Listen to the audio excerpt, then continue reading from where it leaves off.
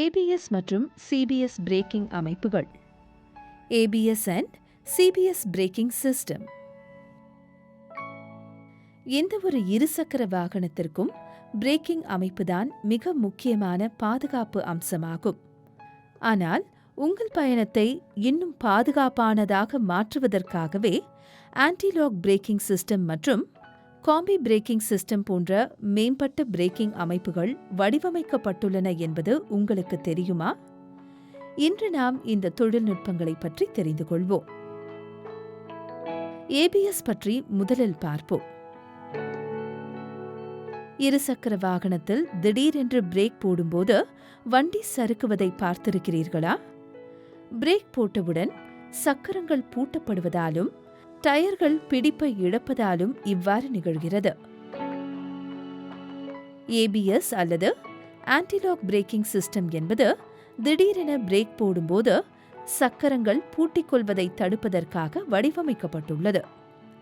இது குறிப்பாக அதிவேக மற்றும் வழுக்கும் சாலைகளில் மிகவும் பயனுள்ளதாக இருக்கும். ஏனெனில் ஒரு பைக் சறுக்கும் அபாயத்தை குறித்து சிறந்த கட்டுப்பாட்டை பராமரிக்க ஓட்டுநருக்கு உதவுகிறது. ஏபிஎஸ் இரண்டு வகைப்படும். சிங்கிள் சேனல் ஏபிஎஸ் முன்பக்க சக்கரத்தில் மட்டுமே செயல்பட்டு திடீர் பிரேக் போடும்போது சிறந்த கட்டுப்பாட்டை வழங்குகிறது.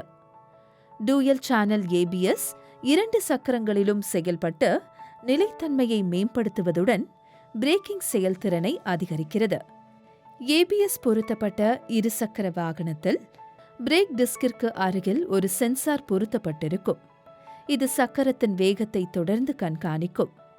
சக்கரம் பூட்டப்பட போகிறது என்பதை அந்த அமைப்பு கண்டறிந்த உடனேயே அது சக்கரத்தின் மீதான பிரேக்கிங் அழுத்தத்தை குறைத்து பைக்கின் கட்டுப்பாட்டை தக்க வைத்துக் கொள்ள ஓட்டுநரை அனுமதிக்கிறது. இப்போது சிபிஎஸ் பற்றி பார்ப்போம். இந்த அமைப்பு குறிப்பாக ஸ்கூட்டர்களிலும் குறைந்த ஆற்றல் கொண்ட பைக்குகளிலும் காணப்படுகிறது. மக்கள் பெரும்பாலும் பின் பிரேக்கையே அதிகம் பயன்படுத்துகிறார்கள். இது வாகனத்தின் சமநிலையை பாதிக்கக்கூடும்.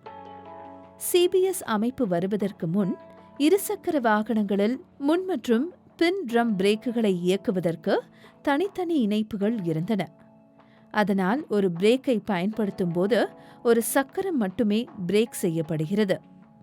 இது வாகனத்தின் சமநிலையை பாதித்து கீழே விழும் அபாயத்தை அதிகரிக்கக்கூடும். சிபிஎஸ் அமைப்பில் பின் பிரேக் அமைப்புடன் ஒரு கூடுதல் கேபிள் இணைக்கப்பட்டு அது முன் பிரேக்குடன் இணைக்கப்படுகிறது. இந்த அமைப்பு பின்வருமாறு வடிவமைக்கப்பட்டுள்ளது. முன் பிரேக்கை பயன்படுத்தும் போது முன் பிரேக் மட்டுமே செயல்படும்.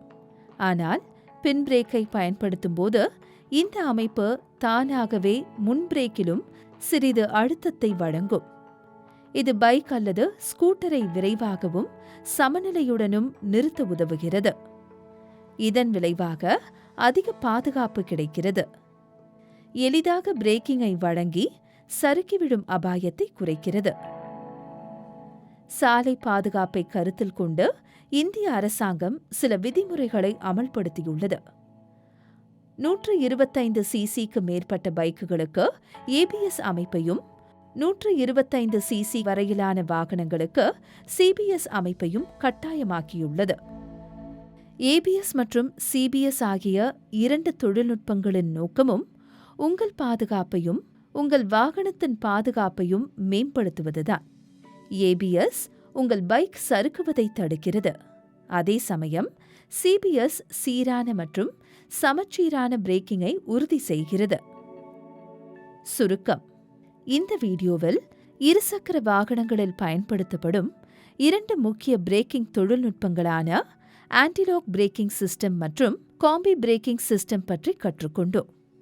இந்த இரண்டு அமைப்புகளும் வாகன பாதுகாப்பை மேம்படுத்தும் வகையில் வடிவமைக்கப்பட்டுள்ளன.